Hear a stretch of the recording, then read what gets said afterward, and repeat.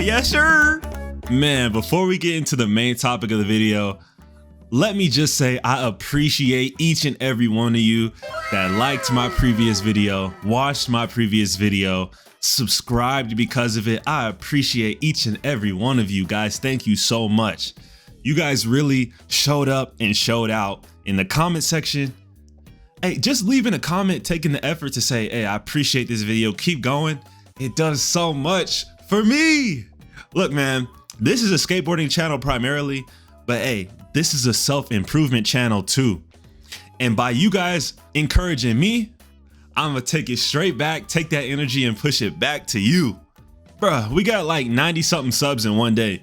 Now, I know that's not a lot in the grand scheme of things, but bro, 90 people taking the time to press the subscribe button. Shout out those people, for real. I'm not gonna be the kind of guy to say, hey, can we get 10,000 likes? Can we get 30,000 likes? What I'm gonna do is try to improve my content and hopefully you guys like it.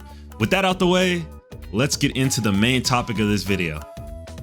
So I was recently checking my comments and a lot of people will talk about, man, I wish I didn't take this break from skateboarding. I wish I didn't stop for 5 years, 2 years. So this video's topic is how to be more consistent with skateboarding.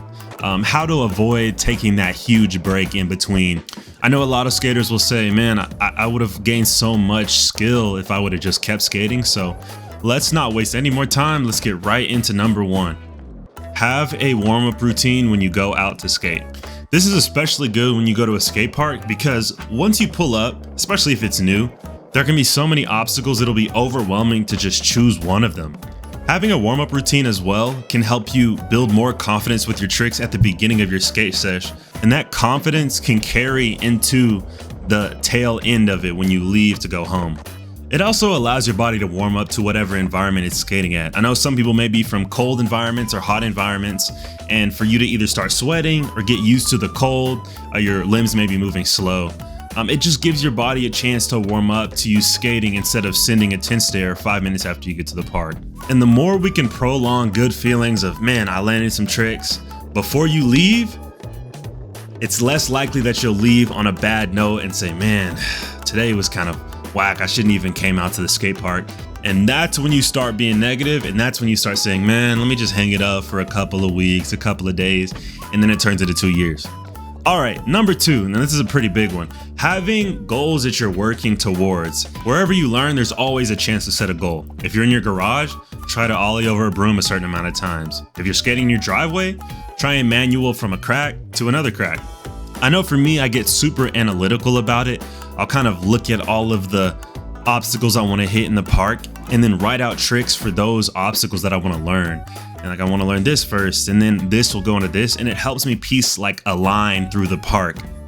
And once you start getting those tricks down, you can start being really creative about your trick selection. And that really is what brings the fun into skateboarding, is picking a trick and doing it in a different way than you would before. And having those goals in mind is just a driver to get you out.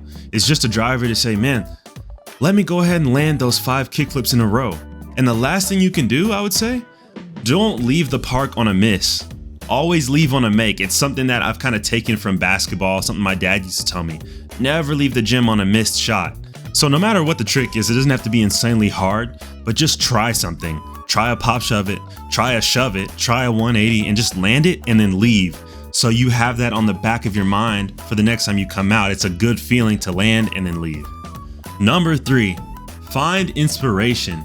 Getting inspired is one of the number one ways to stay motivated and stay consistent. I would say the easiest way to just do this is follow your favorite skater on social media, whatever you're on, Instagram, TikTok. It's more than likely that you'll see them do something crazy, doing your routine scroll, that will make you say, man, I just want to get out and go try whatever I was trying, or it'll hype you up in that moment. I would also say watch full skate videos. The clips on Instagram are really cool and they work for their purpose, but when you watch a full skate video, you get the style from the skaters, you get their kind of personality in it as well. And from watching that, you can kind of start to etch out your own style when you skate. Another bonus of watching full skate videos is just having a chance to learn skate history. And it also allows you to have a topic to talk about when you go to the skate park or you go out to skate with other people. And in turn, that makes it a more enjoyable experience when you have something common to talk about, and it'll help you make friends at the skate park if you're new. Number 4, do not neglect the basics. I know there's some days where people will go to the skate park and they just don't feel like, sometimes you don't feel like skating. I know there'll be some days where I don't want to fall down, or I don't want to send things or try new things. And those days are the perfect days where you can just do what you know. Try your manuals, do your ollies, ollie up something, ollie down something, small, but enough to be more consistent. If you want to relax all the way, just roll around switch, push around switch on flat, and you're still getting better without expending a whole lot of energy. This can help you keep things fresh without approaching that burnout period where you just kind of want to drop everything. Sessions like this also keep you healthy. You don't always have to pound your body or push it to its limits.